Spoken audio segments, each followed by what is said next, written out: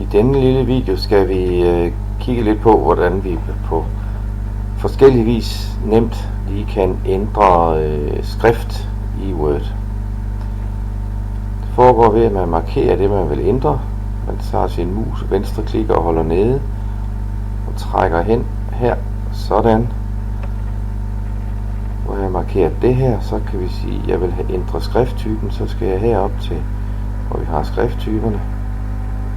Og når jeg kører nedover, så kan man se, at man ser eksempler. Jeg kunne for eksempel tage den der. Sådan. Så bliver den ændret. Så prøver vi herned, og så kan vi ændre størrelsen. Vi kan gøre det enten ved at vælge en større størrelse her, eller vi kan klikke på forøge skriftstørrelsen, og hver gang jeg klikker, så bliver den større. Vi kan også prøve det næste her. Hvis vi tager den her, så kan jeg vælge en anden skriftfarve. Det kunne være blå.